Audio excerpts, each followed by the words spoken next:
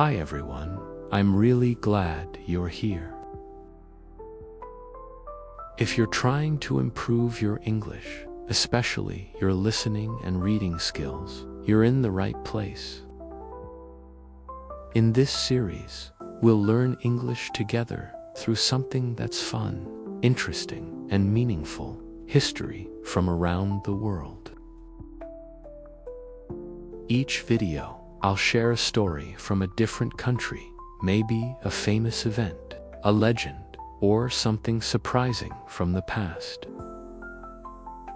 I'll read it out loud slowly and clearly so you can listen and read at the same time. This will help you understand new words, hear how English sounds in real conversation, and build your confidence step by step. You don't need to study with a big textbook or memorize boring grammar rules. Just relax, listen to the story, and follow along. And don't worry, I'll explain any new words as we go. So, let's enjoy learning English through the amazing stories of our world, one video at a time. Are you ready? Let's begin. Welcome to our journey through one of the most powerful and ancient countries in the world, China. China is located in East Asia. It is home to the world's largest population, over 1.4 billion people. It is a land of tall mountains, wide rivers, old temples, and fast-growing cities. China has more than 5,000 years of history.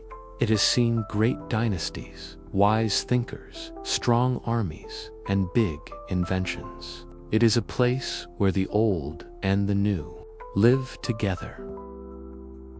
Today, we will explore the story of China in 3 chapters: Ancient China, Dynasties and Revolution, and Modern China.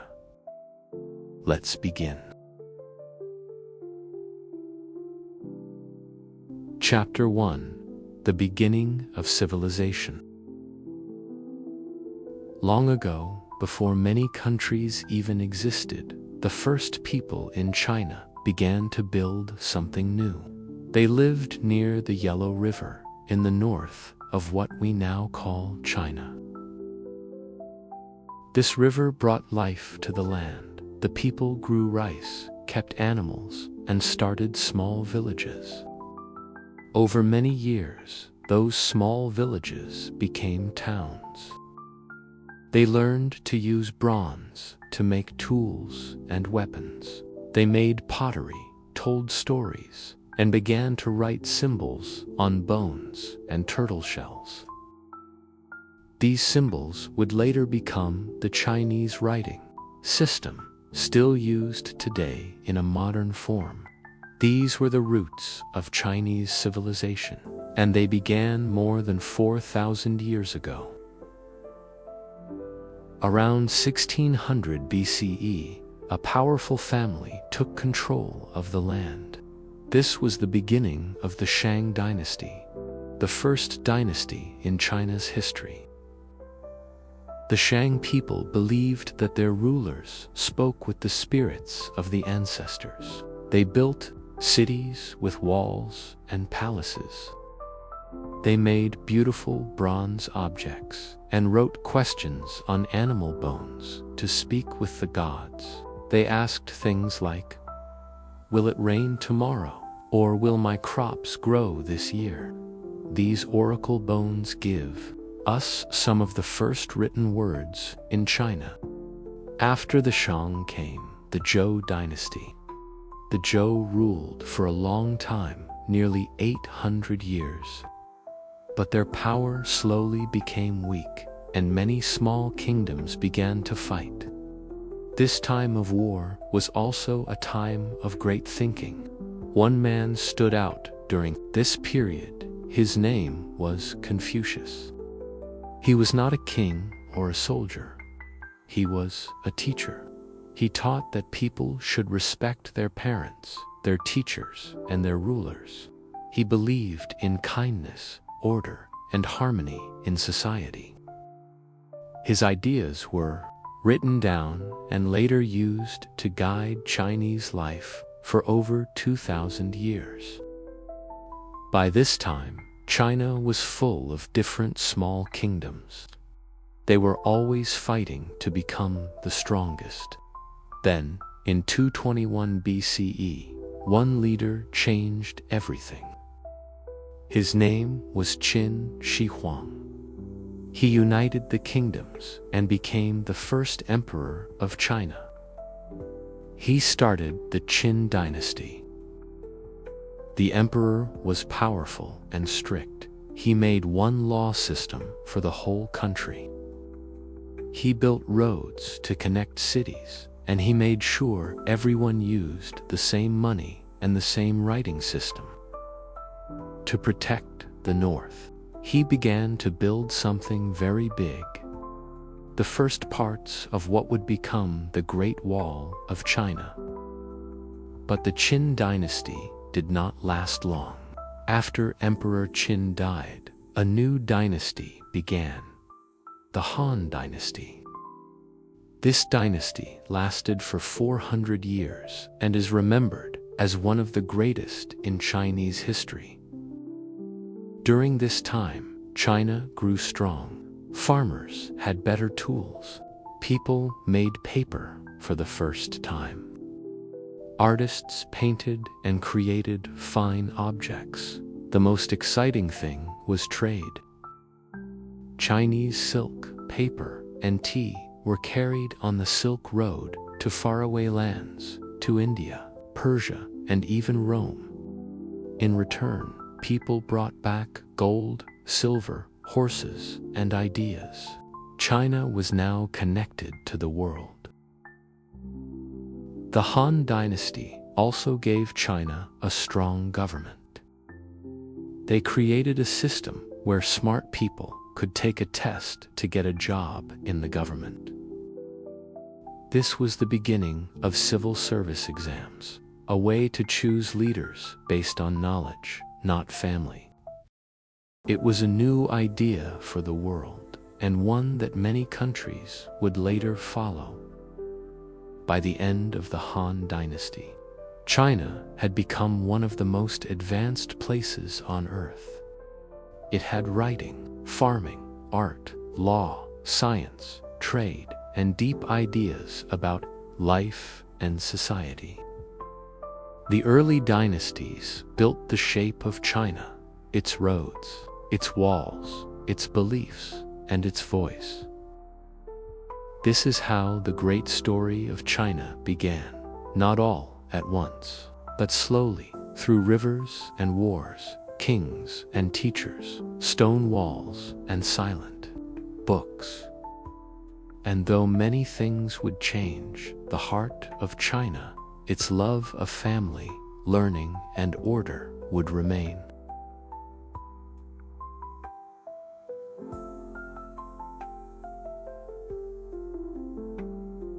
Chapter 2: Dynasties, Invention, and Revolution.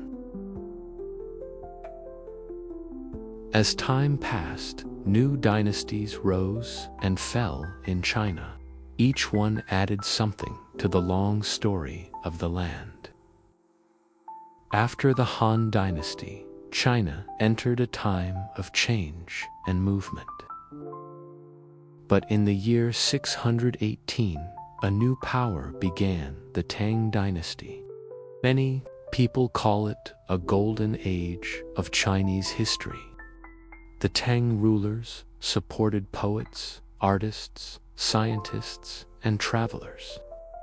The capital city, Chang'an, was one of the biggest cities in the world.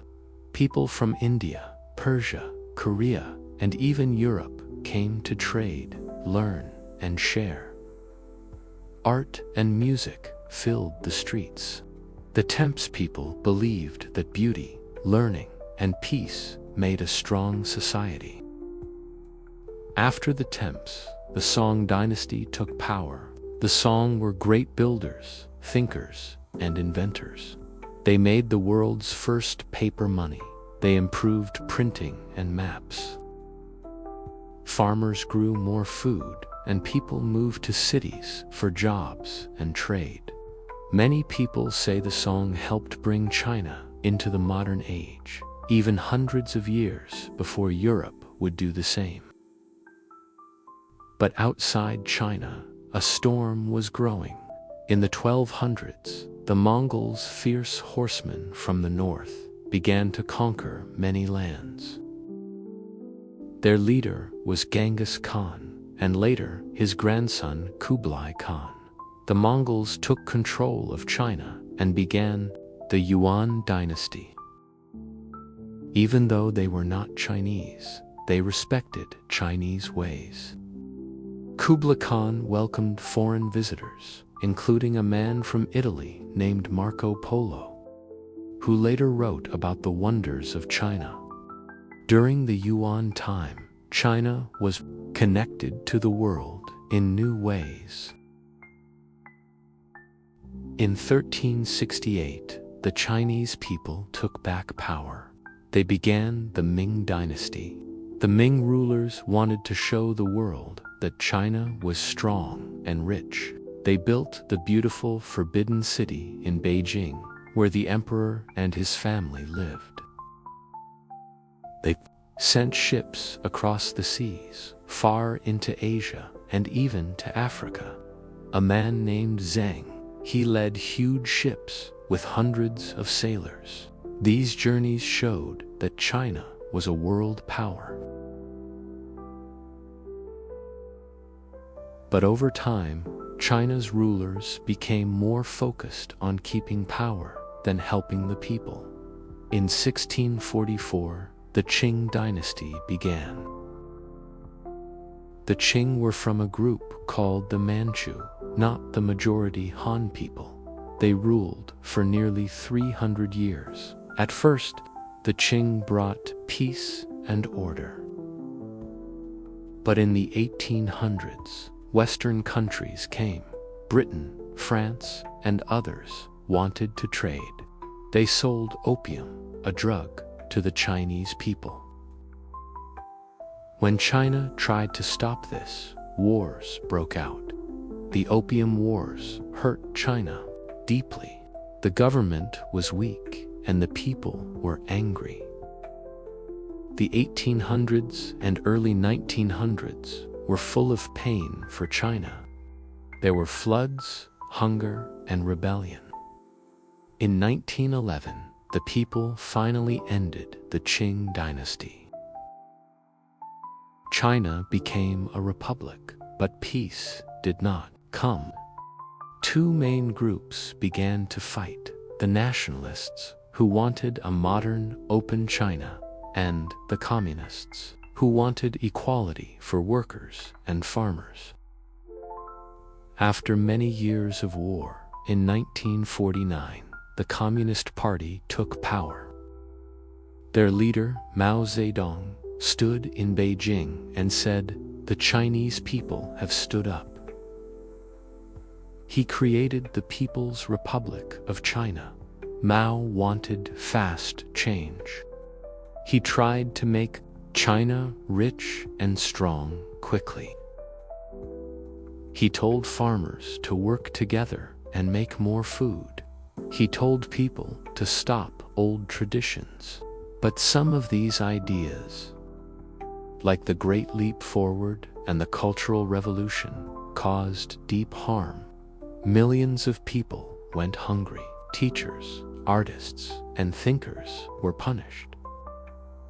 After Mao died in 1976, a new leader rose, Deng Xiaoping. Deng had a different idea. He opened China to the world. He said, "It doesn't matter if a cat is black or white. If it catches mice, it's a good cat." That meant China could stay communist, but also allow business and trade. Foreign companies came in. Chinese cities started to grow. Life began to change very fast. By the end of the 20th century, China was on the road to becoming a major world power again, but the story was not over yet.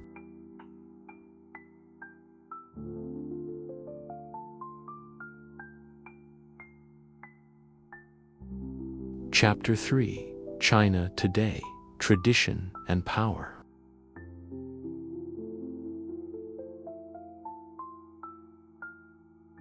Today, China is a country of both great age and great speed. It is home to the world's largest population and one of the biggest economies. If you walk through a city like Shanghai or Shenzhen, you will see tall glass buildings, fast trains, and people using smartphones to pay for everything. Many young people work in technology or business. They wear jeans and sneakers, drink coffee, and speak both Chinese and English. But if you travel just a few hours away, you may find a small village where older people grow rice by hand and children walk to school on dusty paths. Their life is slower. People cook meals at home, burn incense for their ancestors, and celebrate the same festivals that their grandparents did. This is modern China, a country with one foot in the past and one in the future. In the countryside, many people still farm. They grow rice, wheat, tea, and vegetables. In the cities, people work in offices, factories, and high-tech companies.